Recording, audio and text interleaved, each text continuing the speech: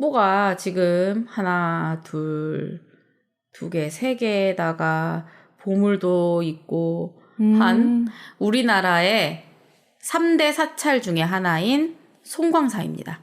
자, 여기 설명 보시면은 삼보사찰이라고 되어 있어요. 그렇죠? 네. 이 송광사 같은 경우는 우리나라의 삼보사찰 중에 하나인데 이 삼보사찰이라는 게 뭐냐면 법보사찰, 불보사찰, 승보사찰이라고 해가지고 법보사찰은 부처님의 불법을 전파하기에 가장 상징적인 절. 그래서 합천 해인사죠.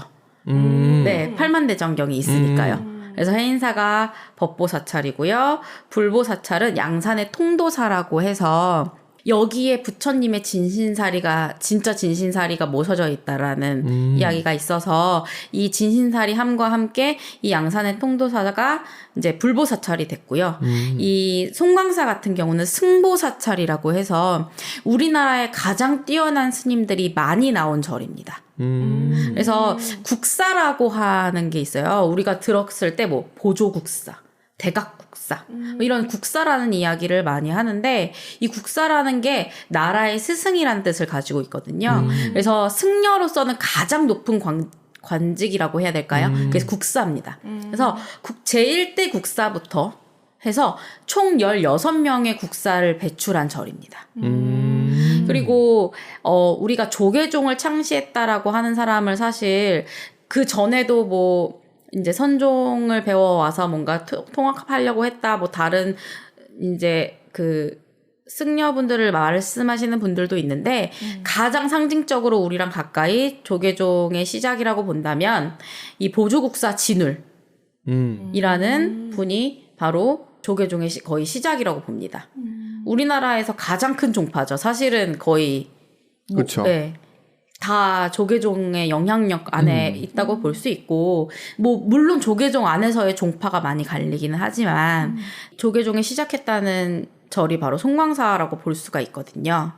그러면서 여기서 이제 1대 국사가 나왔기 때문에 그리고 좋은 승려들의 가르침을 받아서 뭐 2대 국사, 3대 국사 이런 식으로 국사 칭호를 받아가지고 이 절이 굉장히 우리나라를 상징하는 절로 크게 됩니다. 사실 그리고 이때는 고려시대라고 보면 돼요.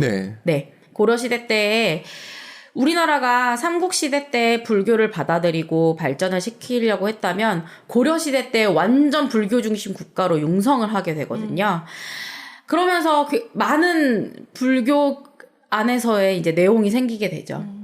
파벌 싸움의 중심에 승려들이 이제 서게 되면서 특히 이제 파벌 싸움이라고 한다면 역시 불교에서도 종파 싸움이 되는 거예요. 교리 싸움으로 이제 세를 확장시키고 물러나고만 하게 되는데 이 고려시대 때 종파 싸움은 가장 먼저 있었던 게 교종과 선종이었습니다. 그래서 교종이라는 건 교리 중심.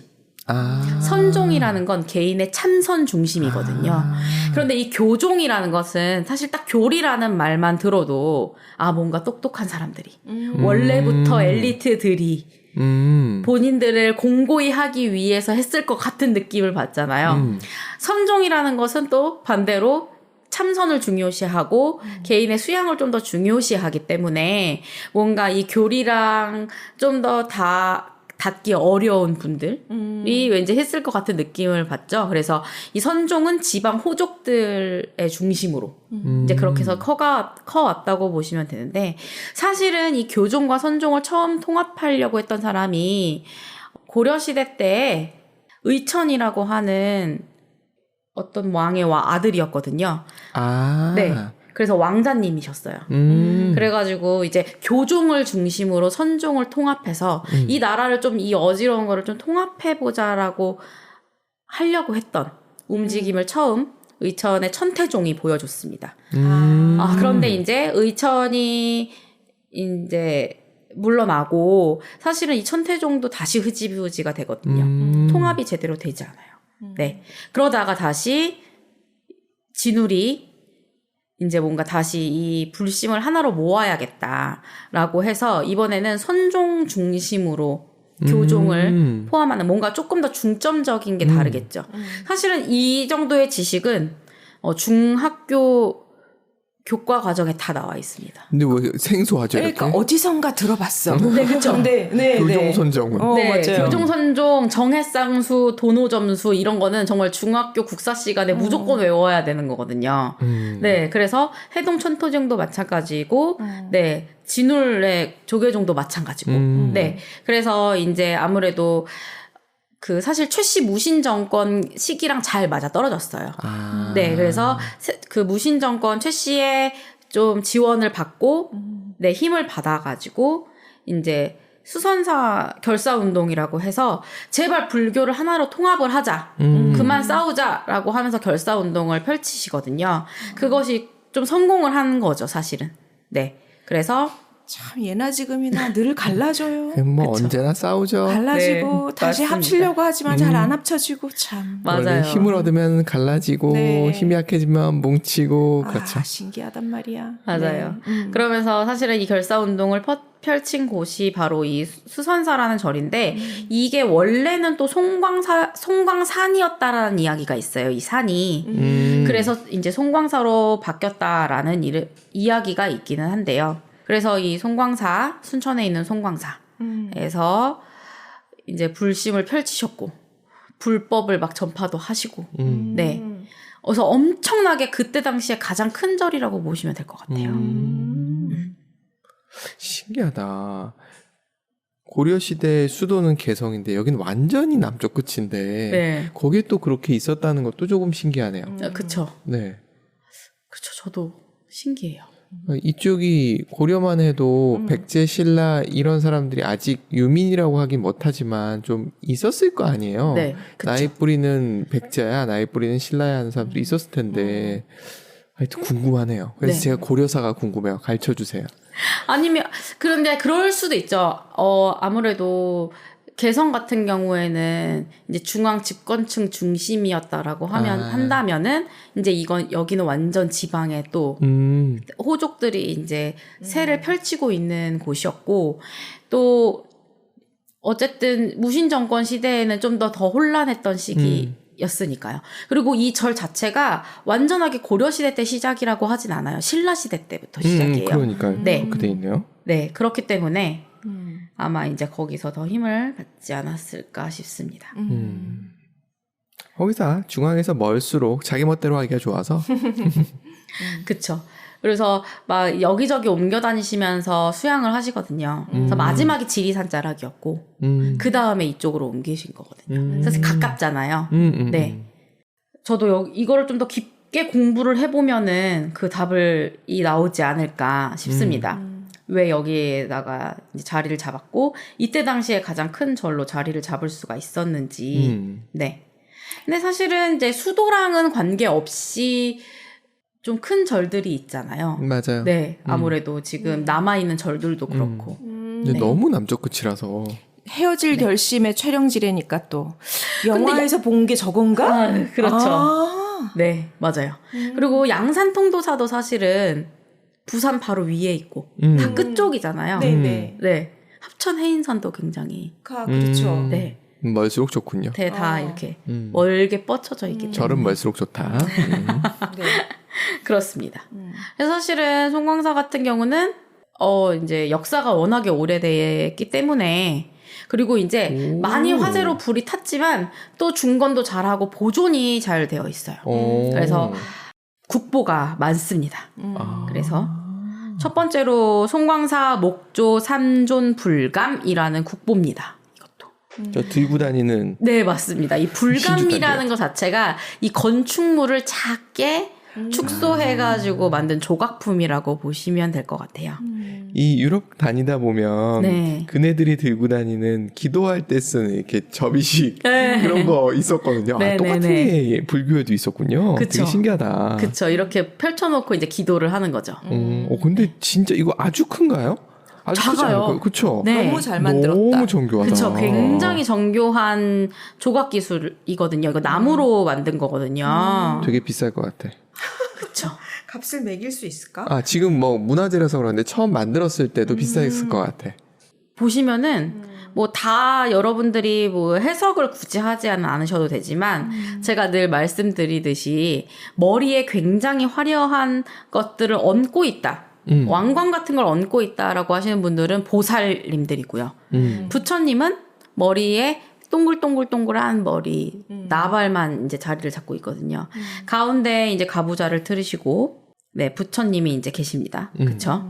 그리고 그 양쪽에 이제 작은 함에 보살님들이 계시는 거예요. 코끼리를 타고 계시면 문수보살. 양옆에 보살님들이 뭐 이렇게 뭘 들고 계시거나 그러면은 그 부분을 살펴주신다고 보시면 돼요. 네. 한쪽은 말이고 한쪽은 저건 뭐라고 해야 되나? 사자같이 생겼네? 해태처럼 생기기도 해태인가요? 했고요. 저런 모양 약간 옛날에 불가사리들도 약간 저런 모양이잖아요. 네. 그래서 양옆에 보살님들이 잘 조각이 되어 있는 그래서 이거를 송광사 같은 경우는 성보박물관이 따로 있어요. 그래서 이 보물들만 다 한꺼번에 볼 수 있거든요. 네. 그래서 여기서 한번 보시는 것도 너무 좋을 것 같아요. 설명도 너무 자세히 잘 되어 있을 거고 이런 옛날에 조각 기술 같은 거 보는 것도 굉장한 재미거든요. 그리고 오른쪽에 보시면 여기가 국사전이에요.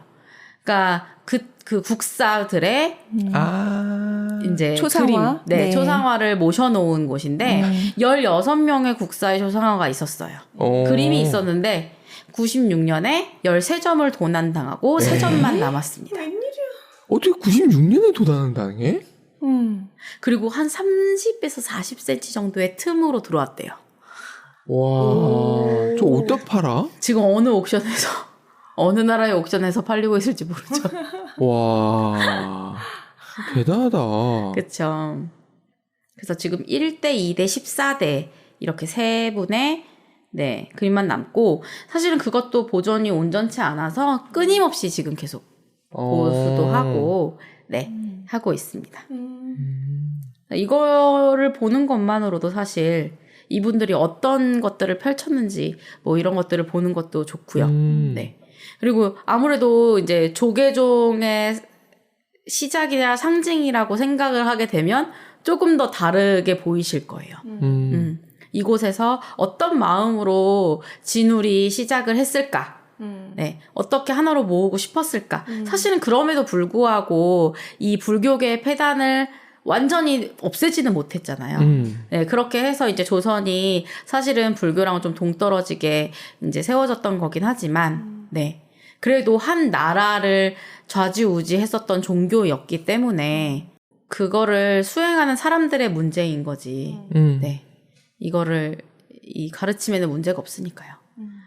어진을 보는 것만큼. 네. 그다음에 왼쪽에 있는 거는 이런 거죠. 이제 고려의 고종이 이제 이 2대 국사가 진각국사라는 분이거든요. 네. 그분한테 이제 너 이제 큰 스님이다. 막 이런 걸 내려주는 그런 문서라고 보시면 될 것 같고 이것도 이제 그 고려시대 때 남아있는 온전한 문서 중에 하나라서 왕이 내린 문서라서 이것도 국보입니다. 자, 오른쪽에도요 또 국보가 있네요. 원래 이제 사학과 사람들은 국보 좋아하거든요. 국보 보러 지방 가는 거기 때문에 그렇잖아요. 보물도 굉장히 대단한 건데 도대체 얼마나 대단하면 국보까지 됐을까라는 약간 그런 게 있어요. 그래서 보시면 여기도 화엄경 변상도라고 되어 있습니다. 딱 봐도 규모가 만만치 않게 생겼죠. 네.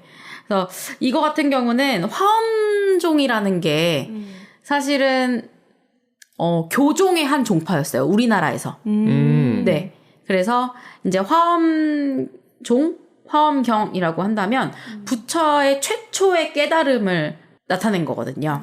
네. 그래서 그거를 중심으로 공부하고 돌아가는 건데 이것도 마찬가지로 부처가 처음 깨달음을 얻고 나서 7개의 장소에서 9번의 화엄경의 법회를 열었던 것을 그림으로 그려낸 겁니다. 와, 그렇게 말씀을 드리니까 뭔지 알겠네. 그러니까 예전에는 글씨로 그 대중들이 모르니까 뭐 그림이랑 조각으로 그러니까 성당에도 다 저렇게 돼 있듯이. 맞아요. 그러네요. 맞아요.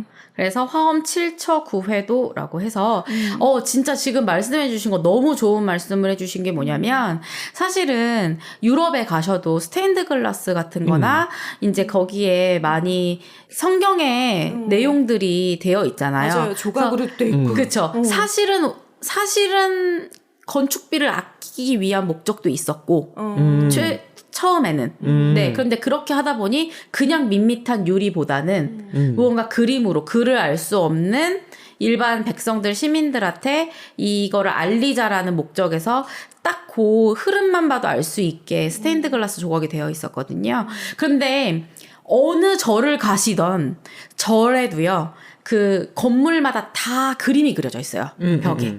그것도 다 이 부처님 법전, 불경 속에 있는 내용들이 옮겨져 있는 그림들입니다. 그래서 그림만 찬찬히 보시면은 이 내용들이 뭔지 대충은 다 알 수 있어요. 그건 쌤처럼 역사를 알고 불교를 아시는 분들은 보여요. 모르는 사람은 봐도 모릅니다. 저기 사람이 바글바글하네. 이런. 지금 처음 보면 저게 뭐지? 하고 쳐다보고 있었어요. 그쵸. 이거는 조금 더 어렵고요. 근데 확실히 건물 바깥에 그려져 있는 그림들 같은 경우는 좀 쉽게 표현을 해요. 막 뭐 부처님이 갑자기 하늘에서 구름을 타고 날아와가지고 처음에는 어떤 사람들이 널브러져 있다가 갑자기 기도를 하고 있다거나 막 이런 식으로 뭔가 교화가 되는 그런 모습들을 많이 보여준 그림들이 있는데 이거는 확실히 또 화엄 7처 9회도라고 해서 그 말씀들을 설파하시는 건데요. 사실은 조금 더 막 깊게 들어가면은 여기서는 어떤 말씀을 하시고 저기서는 또 어떤 말씀을 하시고 그거에 따라서 또 사람들의 뭔가 차림새나 뭐 이런 것들도 또 다 다르다고 해요. 네.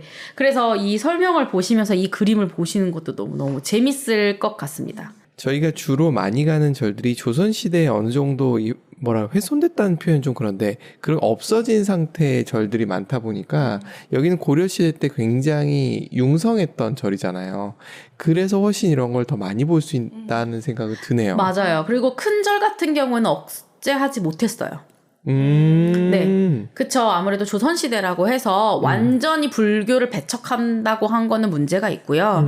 그 나라를 다스리는 통치 체제에서 불교를 끼어들지 못하게 했을 뿐이지 사실은 왕족들도 맞아요. 계속 불교에 기대서 맞아요. 기도도 하고 했거든요. 그래서 완전히 이 불교라는 종교 자체가 배제된 상태는 아니었기 때문에 유명하고 크고 네 그런 절들은 다 지켜줬다고 보시면 될 것 같아요. 사실은 절이 훼손되는 경우는 조선시대 때문이라기보다는 전쟁에 의해서 때문에? 많이 훼손이 됩니다. 특히나 이 순천 같은 경우는 외구의 침략이 잦았어요. 네. 그렇기 때문에 이제 불에 많이 타서 훼손된 경우가 많았다고 생각하시면 될 것 같고요. 네. 그래서 사실은 이 화엄경변상도 같은 경우에 이 그림들이 원래는 송광사에만 있던 건 아니고요. 뭐 길룡사, 송광사, 뭐 서남사, 그 다음에 그 쌍계사라고 되게 유명한 들어봤어요. 네, 절이 있어요. 그렇게 4군데가 있었는데 지금 남아있는 게 송광사에 있는 이 그림밖에 없다고 하더라고요. 그래서 좀 더 가치를 가지고 있는 게 아닌가 싶습니다. 쌍계사도 전라남도에 있기 때문에 한 번쯤 꼭 가봐야 할 절 중에 하나입니다. 어쨌든 그래서 이 송광사 같은 경우는 절의 역사, 그 다음에 절 안에 있는 유물들, 그리고 전각들도 굉장히 많아요. 몇십 개의 전각들을 가지고 있기 때문에 우리가 이제 불교에 관심이 없는 분들도 있지만 관심이 있는 분들도 있고 왜 절을 가서 근데 저기는 뭐 하는 곳이야? 저 하늘길은 뭐 하는 곳이야? 왜 이렇게 다 무슨 부처님들이 있어가지고 여기서 뭐 이거 하고 저기서 뭐 이렇게 복잡해? 라고 생각하시는 분들이 많아요. 그런데 한번 규모 있는 큰 절, 전각들이 여러 개 있는 절에서 한 번만 이 전각들이 어떤 역할을 하시는지만 보시면은 다른 절을 가도 좀 더 이해도 빠르고 여기는 이거를 위주로 한 절이구나라는 걸 알 수가 있어요, 사실은. 저희를 어딜 데리고 와 주실 거예요? 큰 절? 네, 큰 절 좋습니다. 네. 그래서 사실은 그렇거든요. 막 진짜 큰 절 같은 경우는 양산통도사도 마찬가지고 이렇게 송광사도 마찬가지고 이런 절들은 막 뭐 정말 약사전도 있고 명부전도 있고 뭐 여러 가지 전들이 있어요. 그런데 이런 전들이 사실은 그런 거거든요. 약사전은 약병을 들고 계세요. 진짜 약이네? 네, 그래서 질병에 고생하는 가족을 두었다거나 그런 분들이 계속 이제 질병을 낫기를 기도하는 곳인 거예요. 명부전은요, 명부 쓰는 곳이에요. 그러니까 지금 염라대왕이 있으신 거죠. 정말? 네, 굉장히 직관적이거든요. 그래가지고 이제 좀 죄를 뉘우치고 이제 불교로 치면 서방정토를 가시고 싶은 그런 기도를 하는, 그러니까 뭔가 정각마다 다 특징이 있는데 고해성사하는 데군요. 네, 마치 그런 느낌이죠. 그런데 절마다 모든 정각이 다 있진 않거든요. 근데 이 절은 뭔가 진리의 뭐 부처님이 있다라고 하면은 뭔가 수험을 잘 보고 싶고 뭐 하는 사람들이 뭐 간다든지 뭐 이렇게 뭐 미륵불이 있으면은 진리 아닌데 그건 운인데. 운인데. 뭐 여러 가지로 이제 자신이 추구하는 것을 위주로 기도하게끔 만들어진 절들이 나중에 좀 많잖아요. 뭐 다 규모를 크게 할 수는 없으니까요. 그래서 저는 처음에 절을 가실 때는 역사와 유서가 깊은 규모가 큰 절을 가서 한번 거기선 싹 보고 오시는 건 저는 정말 좋을 것 같아요. 네, 이런 절들. 종교에 상관없이 여러분들 역사를 배우는 거니까요. 사실은 순천에 제가 지금 빼놓은 거는 기독교 유적지도 있어요. 그래요? 네, 시내. 네, 그래서 그 종교를 또 이렇게 공부하시는 분들은 또 그런 유적지도 한번 보고 오신다고 하더라고요.